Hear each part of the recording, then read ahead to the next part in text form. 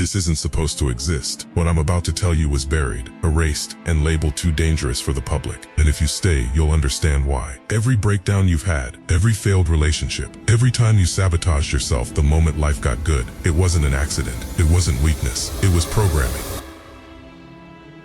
Psychology will never tell you this. They insist healing is slow. Years of talking, gentle probing, circling the same scars forever. Progress measured in inches, never in leaps. But deep in the shadows, a method was found that broke those rules. A method so fast, so raw, it could shatter the identity you've been protecting in a single session. It wasn't therapy, it was detonation. They called it the black box protocol. And once it was discovered, it didn't take long before it was buried. Not because it failed, not because it harmed, but because it worked too well. What the black box holds.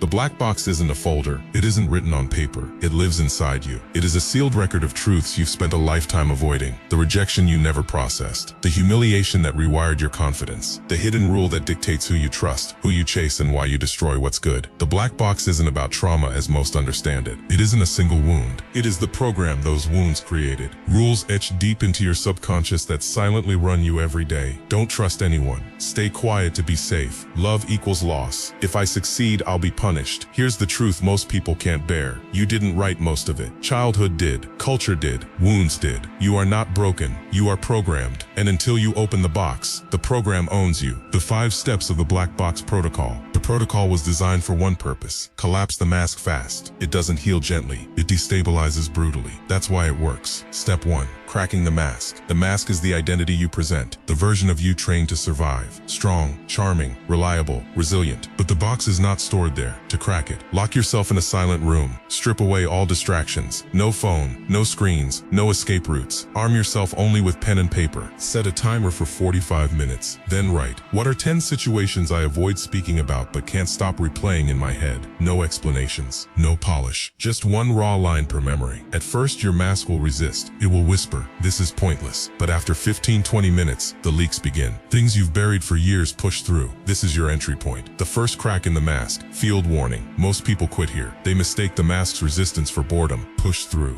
The moment the list feels uncomfortable, you've hit the threshold. Step 2. Identifying the black marker. Not every memory matters. The subconscious only hides what's heavy. Scan your list. Notice which memory tightens your chest, makes you numb, feels irrelevant, like this doesn't count. That is the black marker. It's the door. The entry into the box. Field warning. The marker rarely looks dramatic. Sometimes it's something small. A laugh, a phrase, a moment others forgot. The size doesn't matter. The weight does. Step 3. Pattern exposure. The black box isn't about the memory itself. It's about the rule that memory installed. Ask yourself, what survival rule was born here? Examples. Don't speak or you'll be attacked. Love means abandonment. Success makes me unsafe. Then ask, where is this rule still running today? What contradictions does it create in my life? This is the moment the box opens. You see that a single hidden rule has multiplied into hundreds of choices. Field warning. Expect disorientation here. Your mind will argue, that's just coincidence. That can't be true. That denial is the program defending itself. Step 4. The exposure list. Now you drag the rule into the light. Title the page, How This Rule Still Controls Me. List at least 5 examples from your current life. The way you shut down in relationships. The way you overwork but still feel worthless. The way you explode over small things. The way you chase rejection but avoid love. The way you silence yourself when you should speak. Each line is evidence. Each line is proof. When you see it on paper, the illusion breaks. You haven't been choosing. You've been obeying. Step 5. Translation and rewrite. The most dangerous step. Take the survival rule you uncovered and flip it. Don't trust anyone. I decide who earns my trust. Stay silent to be safe. Speaking is my power. Success makes me a target. Success reveals my strength. Write the new rule in ink, not to erase the old one, but to challenge it. This is how the box rewires, by replacing unconscious commands with conscious choices. Field warning. Do not expect instant transformation. The rewrite is a weapon, not a cure. It must be wielded daily. The aftermath. Opening the black box is not healing in the soft sense. It is destabilization, collapse. And collapse is the only way false identity breaks. Phase 1. Death of excuses. The excuses you've lived behind collapse instantly. That's just my personality. I can't help it. I've always been like like this. All of them dissolve. What's left is brutal clarity. Phase 2, identity confusion. When the mask shatters, you no longer know who you are. The achiever, the reliable one, the strong one, all feel hollow. Friends notice. Family notices. They say you've changed. They're wrong.